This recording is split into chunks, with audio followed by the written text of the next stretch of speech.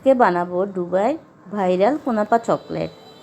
Hello guys, আসসালামু আলাইকুম, welcome back to my channel. ভুলে যেন আমার এই রেসিপিটি দুবাই পর্যন্ত না যায়। আমার এই রেসিপি সবাই যদি জেনে যায়, কোনাপা চকলেটের প্রতি বিশ্বাসটাই উঠে যাবে। এত কম খরচে, এত সহজে, খুব সুন্দরভাবে কোনাপা চকলেট বানানো যায়। আমি অনলাইনে চার্জ দিয়ে দেখলাম, এটা 8 হতে 10,000 টাকা পর্যন্ত এই একটা পিস কোনাপা চকলেট বিক্রি করা হয়। আমি মাত্র 500-600 টাকা খরচে দেখেন কতগুলো কোনাপা চকলেট বানিয়ে ফেলেছি, বিভিন্ন ডিজাইনে। তো আসেন, আমি দুধের ডার্ক চকলেট কিনে নিয়ে আসলাম। এগুলোকে একটু গালিয়ে নিব। গলানোর পরে এগুলো দিয়ে আমি একটু ডিজাইন করব। আমি এখানে 3টা মিল্কের চকলেট কিনে নিয়ে আসছি। দেখেন এগুলো গলাচ্ছি কীভাবে।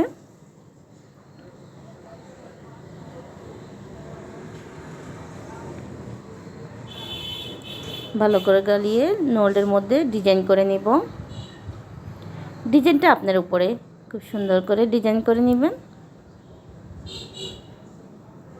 আমি সাদাই মিল্কের এটা ইউজ করেছি, আর ফ্রুট কালার ইউজ করেছি, হলুদ কালার ইউজ করেছি। আপনাদের ইচ্ছা মতন আপনারা কালার ইউজ করতে পারেন। কালারগুলো দিলে ডিজাইনটা দেখতে সুন্দর হয়, খুবই সুন্দর।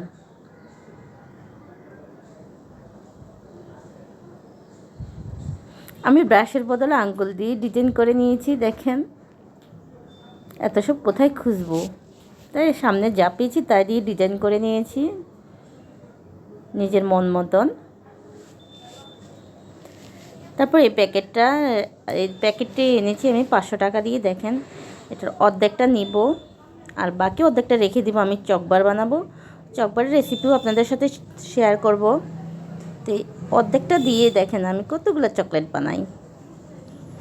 চকলেটগুলো ছোট ছোট করে কেটে এগুলো গালিয়ে নেব। গরম পানিতে বসালে এগুলো এমনি এমনি অটোমেটিকলি গলে যাবে। গলানোর পরে নোডের মধ্যে পাতলা করে দিয়ে চারিদিকে সেট করে নিব। সেট হয়ে গেলে আপনার 10 মিনিটের জন্য আমি ডিপে রেখে দিব। এদিকে ডিপে ওটা রেখে দেওয়ার পরে আমি আপনার ফ্রাই প্যানে একটু ঘি দিব। ঘির পরে একটা বনফুল সেমাই দিব। সেমাইটা ব্রাউন কালার করে ভেজে নিব। এটাতে আমি আর কিছুই দিব না, শুধু ঘি আর সেমাই। তো নামানোর পরে এখানে আমি আপনার কাজু বাদাম, কাঠবাদাম, চীনাবাদাম এগুলো ব্লেন্ডার করে ফ্রুট কালার দিয়ে কনডেন্স মিল্ক দিয়ে মিক্স করে নিয়েছি। তারপরে দেখেন আমি চকলেটটা নামিয়ে নিয়ে আসলাম। নামানোর পরে ওই যে মিক্সারটা আমরা করেছি সেটা ভালো করে চাপ দিয়ে সেট করে নিব। সেট করা হয়ে গেলে আমরা আবার একটু চকলেটের দিয়ে দিব, মিক্সার দিয়ে দিব। মিক্সারটা দিয়ে সুন্দর করে ভালোভাবে সেট করে নিব। সেট করা হয়ে গেলে ডিপ ফ্রিজে রেখে দিব 2 ঘন্টার জন্য। দেখেন 2 ঘন্টা পরে আসলাম, আমাদের চকলেটগুলো কত অসাধারণ হয়েছে। দেখি মন প্রাণ জুড়িয়ে গেল। প্রথম অবস্থা যে আমি এইভাবে সাকসেসফুল হব আমি ভাবতেও পারিনি। দেখেন কি যে অসাধারণ, দেখেই পেট ভরে গেছে, মন ভরে গেছে।